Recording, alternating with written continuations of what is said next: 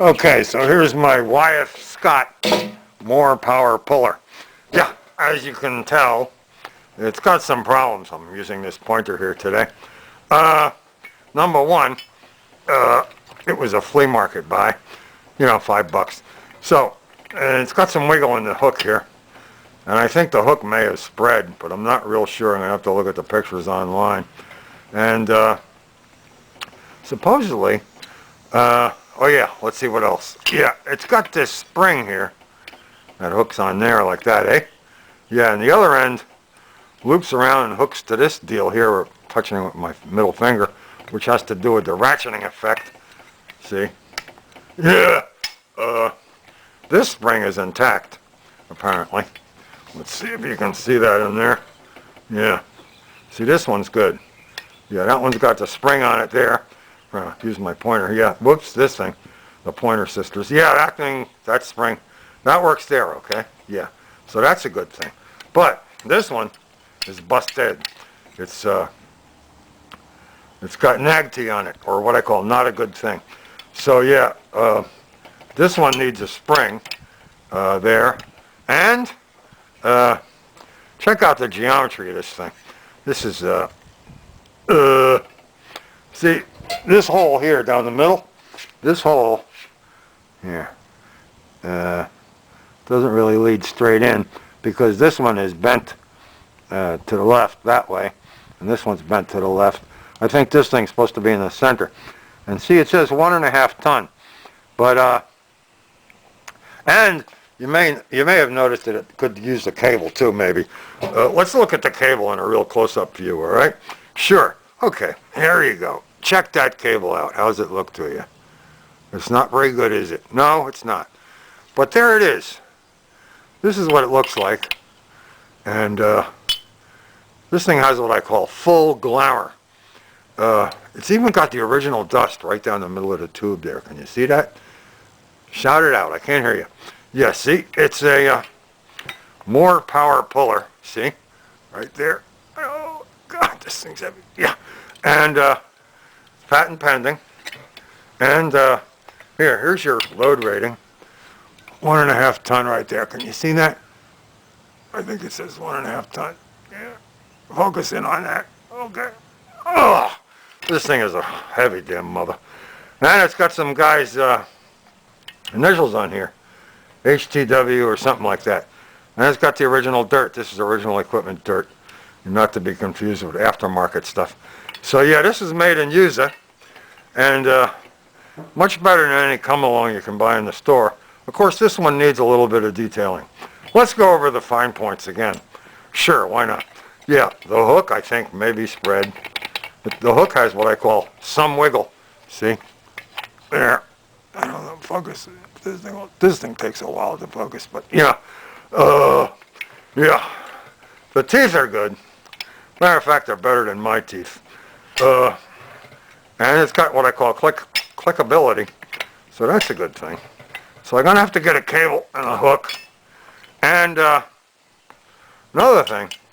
Yeah. Another thing is, when I looked at the wyeth-scott website online, what I think is, they have that thing, the snatch block deal, okay, with the hook, where it compounds, where it gives you, where it pays out, the cable pays out.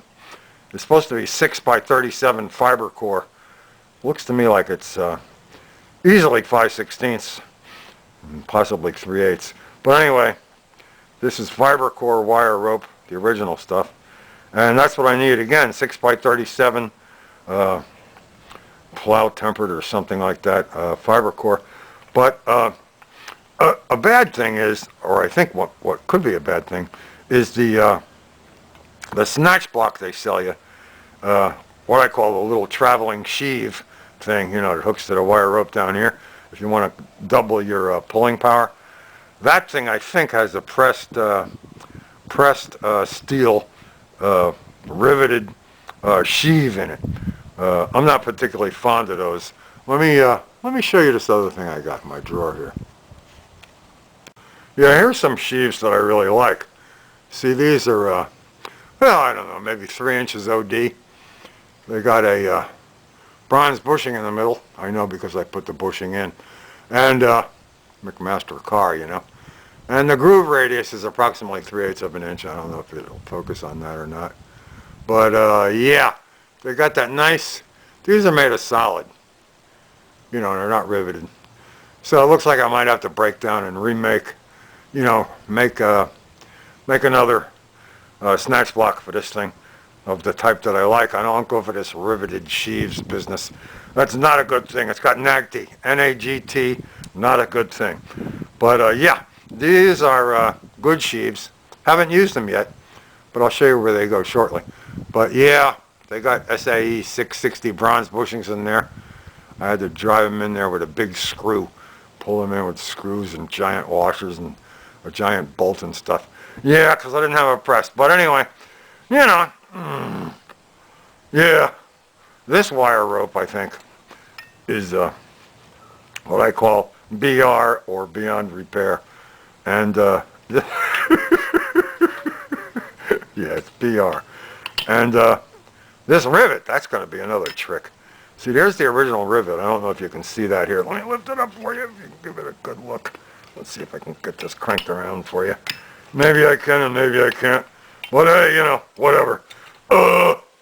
Yeah, there's the rivet. See the rivet? Maybe it'll focus. Maybe it won't. Nobody can tell. We'll find out later. Oh, yeah. The rivet. There's the head. Let me show you the other side. If I can get it around. Nobody knows how. Yeah. Okay, yeah. There you go. Is that it? Yeah. That's one side of it. Either the head or not the head. But in order for me to refasten it in the same manner, I'm going to have to, I guess,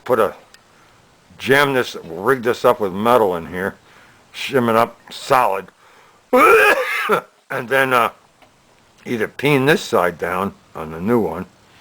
Yeah, that's probably what I'll have to do. Put the flathead in this side, and you know, get some kind of piece of 1/2 flat bar with a small indentation in it, and then peen this side down. You know, like they used to do in Pinamunda. But you have to hammer that down, and it has to be a rivet. It can't be a bolt, you know, because I could get a bolt maybe, but there's no space in here for a nut to clear. Okay, and then I could put the flathead on this side, put a nut in here, but that wouldn't work out either. So it's got to be a rivet. And you know, like I said, this spring is good, and this one, as you can tell, is defective because it's broken. It's got NAGT. And this is your part number P14 or whatever it is. Yeah, we got to get this thing working because we're going to need it. We got to lift some heavy crap and pull it onto trailers, and you know, this thing needs some repair, and needs what I call attention to detail. But you know, it's like a $150 thing, you know, made right here in Usa. But when I got it at the Fleazel, it was a $5-bucker. This is the $5-bucker, and it needs some work, okay? But yeah, this is my wyeth-scott more power puller. More power to you. That's what I always say. And yeah, this is what it looks like. So now you've seen it, and keep those cards and letters pouring in because we need to do some repairs on this thing. And you know, if anybody has another one that's all intact and stuff, and they want to sell it for $10, you know, they need to shoot me an email. All right? Okay, guys. Thanks a real lot, and have a nice day. Okay? All righty. Yeah, wyeth-scott Company. This is the only product they make, the more power puller. Okay? More power to you. Yeah. See? We're out in the sun now. How's that look? Yeah. There's that cord. Needs the cord.